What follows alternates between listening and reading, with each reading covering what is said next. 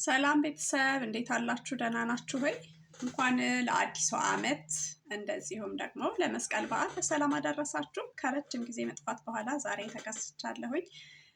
እንግዲህ ብዙዎቻችሁ በውስጥ መስመር ስለ ኢንዶክራያን እስኪ የሆነ ነገር በይን እያላችሁ ነበርና ዛሬ ዳያቤቲክስ ኢንሰፒደስ ስለሚባለው ችግር እናወራለን ማለት ነው።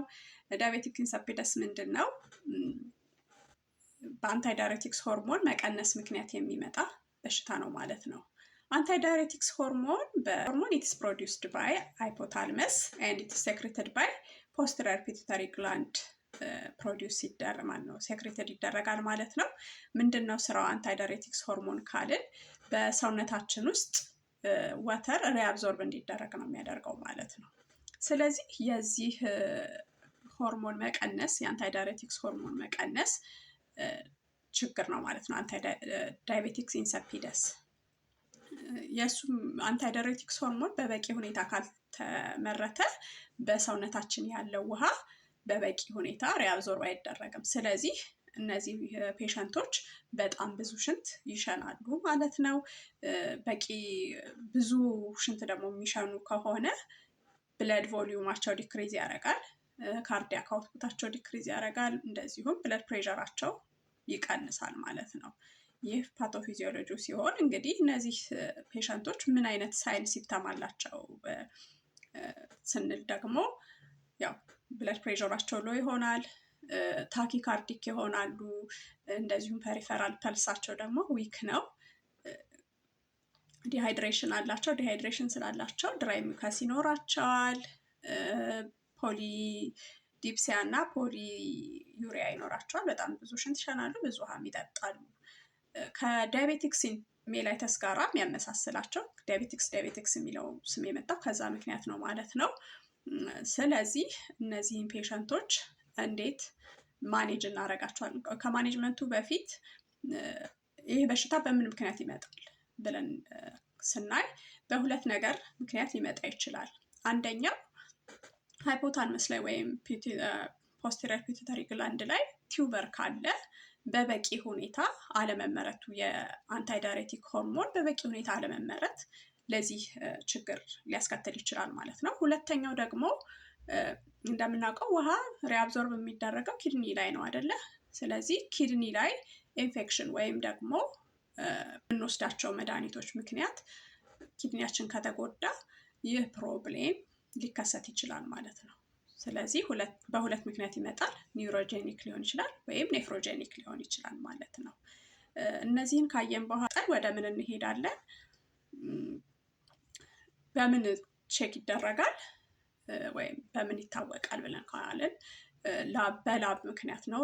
በሽንት ወይም ደግሞ ደም እና ሽንት በመሰጠት ያለውን ሁኔታ ይጠራል። በእነዚህ ፔሸንቶች ዩሪን ስፔሲፊክ ግራቪቲያቸው ሎ ነው የሚሆነው።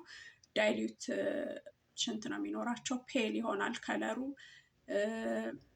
ሶዲየም በሽንታቸው ውስጥ ዝቅተኛ ሲሆን በደማቸው ውስጥ ደግሞ ከፍተኛ የሆነ ወይም ደግሞ ሃይፐር ናትሪሚያ ይሆናሉ ማለት ነው። እነዚህ በዚህ አይደንቲፋይ ይደረጋል። ኒውሮጄኒክ እና ኔፍሮጄኒክ መሆኑን ደግሞ ለማወቅ ቫዞፕረሲን ቴስት የሚባል አለ። እሱን ቴስት በማድረግ አይደንቲፋይ ይደረጋል በሽታው ኒውሮጄኒክ ነው ወይስ ኔፍሮጄኒክ ነው የሚለውን ማለት ነው። አዜ ነርስ እንዴት ነው እነዚህን ፔሸንቶች ማኔጅ የምናደርገው? እነዚህ ፔሸንቶች ያው ሲሪየስ ኬዝ ከሆነ በምን ትሪት ይደረጋሉ? ቫዞፕረሲን ወይም ደግሞ ዴዝሞፕረሲን በሚባል መድኃኒት ትሪትመንት ይጀመርላቸዋል። እሱ መድኃኒት በአግባቡ እንዲወስዱ እንመክራቸዋለን። ዲሃይድሬሽን አለ ብለናል። ዲሃይድሬሽን ስላለ ሃይፖቶኒክ ሶሉሽን እንጠቀማለን። አይቪ እንሰጣቸዋለን ማለት ነው። ሃይፖቶኒክ ለምንድን ነው የምንሰጣቸው? እንደተነጋገርነው የሶዲየም መጠናቸው በደማቸው ውስጥ ከፍተኛ ነው። ስለዚህ መስጠት ያለብን ሃይፖቶኒክ ሶሉሽን ነው ማለት ነው። ሁሌም ሶሉሽኖችን በምንሰጥበት ጊዜ ጥንቃቄ ማድረግ ይኖርብናል። ከምን አይነት በሽታ ጋር ነው፣ ምን አይነት በሽታ ነው ያለባቸው ብለን ቅድሚያ በደንብ ማየት ይኖርብናል ማለት ነው። ግን እነዚህ ፔሸንቶች አድሚት ላይደረጉ ይችላሉ። አድሚት ካልተደረጉ ሶሉሽኑ ወይም ሃይፖቶኒክ ሶሉሽን ላናዝላቸው እንችላለን። ስለዚህ እንደዛ ከሆነ ደግሞ በመጀመሪያ በቂ ፍሉድ እንዲወስዱ እናደርጋለን ማለት ነው። ያው እንደተነጋገርነው በጣም ብዙ ሽንት ይሸናሉ። በቀን እስከ 20 ሊትር ሽንት ድረስ ሊሸኑ ይችላሉ። ዲሃይድሬሽኑን ለመከላከል በቂ ውሃ እንዲወስዱ እናደርጋለን። እንደዚሁም ብዙ ፍሉድ ከሰውነታቸው ስለሚወጣ ፎል ሪስክ ናቸው፣ የመውደቅ ቻንሳቸው በጣም ከፍተኛ ነው ማለት ነው። እንዳይወድቁ ፎል ፕሪካሽን እንዲያደርጉ እንነግራቸዋለን። ኢንፑት ኤንድ አውትፑት አድሚት ከተደረጉ ኢንፑት ኤንድ አውትፑት ሞኒተር ይደረጋል። ኪሏቸው በየጊዜው ቼክ ይደረጋል። ኒውሮን ስፔሲፊክ ግራቪቲያቸው ቼክ ይደረጋል። እነዚህን የመሳሰሉ ነገሮችን ቼክ እናደርጋለን። እንደዚሁም እነዚህ ፔሸንቶች ችግር እንዳለባቸው የሚያሳይ ብራስሌት ቢያደርጉ ይመከራል ማለት ነው።